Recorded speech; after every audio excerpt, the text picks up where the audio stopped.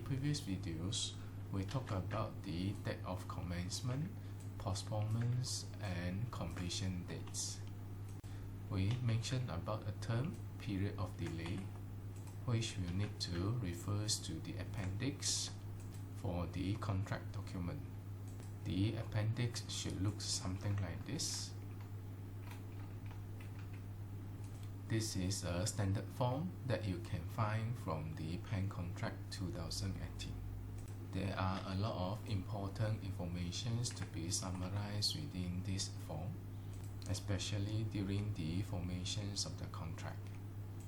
The period of delay, as per stated in clause 21, will be one of the informations that can be found from the appendix. Since we touched a bit about this appendix, I feel it would be good for us to go through the appendix one by one, as up to now we should have covered most of those relevant clauses in our previous videos. For those which have not covered yet, such as the liquidated damage, as well as the following clause, we shall come back to this again. Now let us look into the appendix item by item. The first one is the defect liability period. This is a period after the date of completions, when the employer regains possession of the site, occupying the structures, and there will be a period for the contractor to guarantee the quality of the work. Should any defects found during this defect liability period, the contractor will need to make good of all defects and rectify to the satisfactory of the employer. If defect found after the defect liability period, that means the contractor is no longer liable. The employer will need to rectify by himself and unable to be claimed from the contractor. In a contract, the durations of the defect liability period will need to be clearly stated. In the case that nothing has been stated here, that means the defect liability period, it will be by default 12 months from the day stated in the certificate of practical completions of the work. The relevant details of this defect liability period may refer to clause 15.4. Next is the insurance. We have two types of insurance here. The typical insurance related to the accidents is stated in clause 19. The contractor's all-risk insurance will be stated in clause 20. The relevant clauses are listed here. This insurance will need to cover the accidental bodily injury or illness, which may also include fatality, as well as accidental loss or damage to the property, and the amount insured will need to be clearly stated. If it is not stated, the amount insured will be by default not less than 1 million ringgit Malaysia. For more information regarding the insurance against the injury to person and loss and damage to the property, you may refer to clause 19, and for the contractor all risk insurance, you may refer to clause 20A, B, and 20C. The next item, it will be insurance deductible amount. This one comes together with clause 19 and 20. That means this is referring to this insurance. By right, there should be an amount stated here. If it is not stated, by default, the insurance deductible amount will be 50,000 ringgit Malaysia and occurrence. Now, what does it mean by this insurance deductible amount of 50,000 ringgit Malaysia and occurrence? We may refer to these slides. Let's say now we're using the default value that the insurance liability will be 1 million ringgit Malaysia and insurance deductible amount is 50,000 ringgit per occurrence. You will need to first know the concept of deductible in insurance. It means that the insurer is actually co-insuring this risk with the insurance company. I believe there are no confusions regarding this 1 million ringgit Malaysia. That means the highest amount that you can claim from the insurance company, it will be 1 million ringgit. Now this deductible, it will be the amount to be paid by the insurer. Let's say now the contractor is experiencing the loss. Upon occurrence of one event, let's say an accident happened, the contractor will need to submit claim to the insurance company. Whichever amount submitted to the insurance company for the claim, there will be a deductible of 50,000 ringgit. That means the contractor will have to bear the 50,000 ringgit, while the rest will be paid by the insurance company. For better understanding of this, let us look at several examples here. Let's say for the first case here, the contractor is experiencing 120,000 ringgit losses and he intends to claim from the insurance company. There will be 50,000 ringgit deductible. The final amount claimable from the insurance company, it will be 120,000 minus 50,000. The rest, it will be 70,000. Therefore, under this case, the contractor will have to bear 50,000 ringgit, while the insurance company will bear that 70,000 ringgit. Now, both the contractors and the insurance company are co-insuring the risk. I guess this is the common confusions among general public, that they misunderstood that the full amount of the cost can be claimed from the insurance company, which is not true.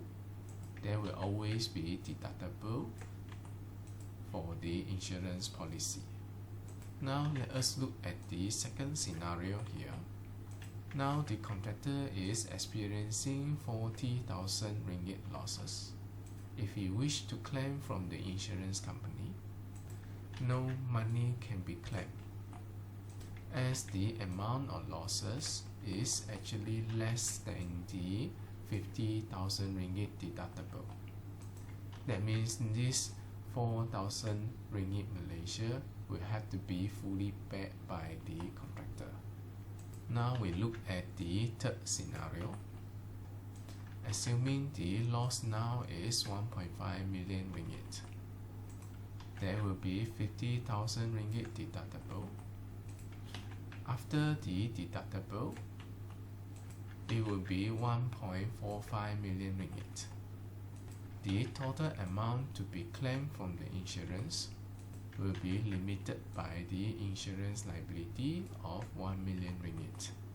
At the end of the day, the final amount claimable, it will only be 1 million ringgit, while the rest, 500,000 ringgit, will need to be paid by the contractor. This is what it means by insurance will cover the balance after the deductible until 1 million ringgit is fully used up. There can be several events happening throughout the project. Every time occurrence will have deductible of 50,000 ringgit. The contractor may claim several times by the numbers of the occurrence until 1 million ringgit has been fully utilized. Now probably you may want to know, why is there deductible for the insurance policy? There are two reasons.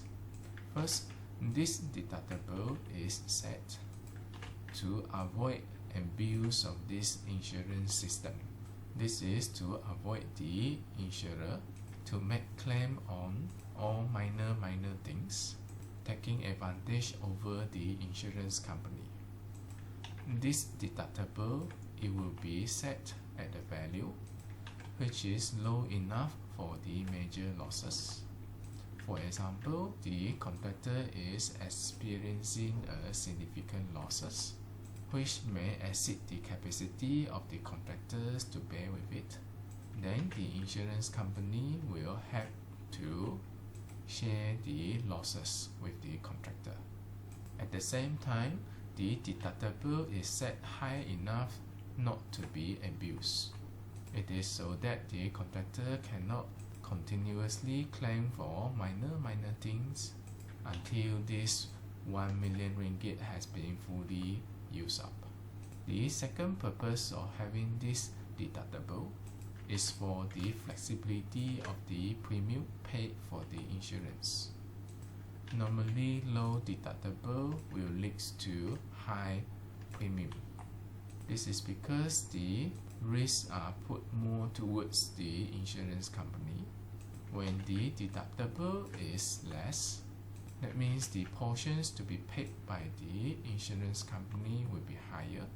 The chances of being claimed from the insurance company will also increase. This shall result in higher premium. Now, when you have high deductible, the premium will be lower. That means the insurer will have to bear with more risk, and as a result, the premium paid to the insurance company will reduce. Next, we talk about the percentage to cover the professional fee for reinstatement. This one was due to the clause 20 stating the amount for this CAR insurance, which will need to be greater than the contract sum plus the sum of the professional fee for reinstatement plus the sum of debris removal. Now the question is, how much is this? By right, this should be clearly stated here. If it is not stated, it will be by default 10% of the contract sum. The next one, it will be the amount for the removal of the debris. This is the third component of the total sum to be insured under the contractor all risk insurance. If it is not stated, that means it should be at least 1% of the contract sum. You know that for the contractor all risk insurance, there are 3 types. One is covered by the contractor. Another one will need to be taken up or maintained by the employer. These two will have either one of them strike out in a standard contract in order to prevent redundant. The 2 items here is meant for the new buildings or works. There is one more item which is for the existing building or extension. This will need to be taken up by the employer. With that, there is an amount to be clearly stated in the appendix. Next is the date of commencement. The relevant date should be clearly stated, and this will be the date that the contractor starts executing the works. Prior to that, the employer will need to give possession of site to the contractor. The relevant details are given in clause 21.1.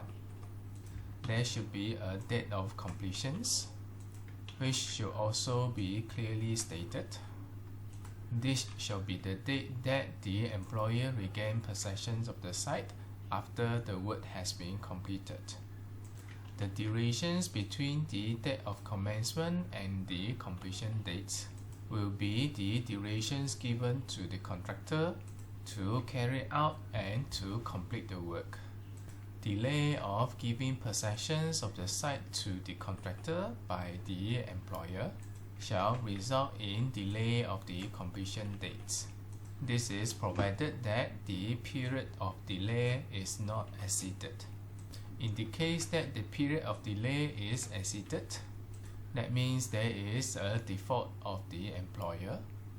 The contractor can choose to determine his own employment under the contract. Let's say now there is no delay in terms of the date of commencement.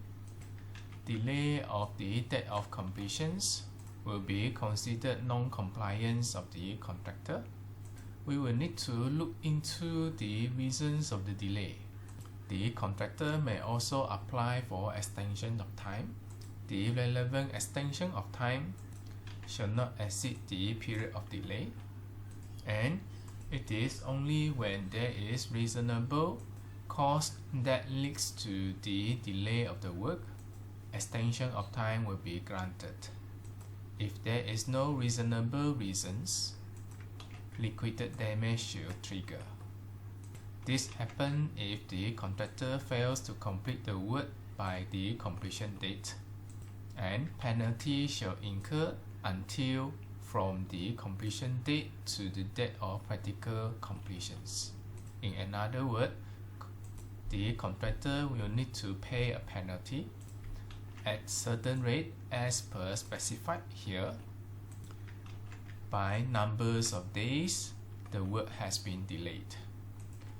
All this should have clearly stated before the formation of the contract.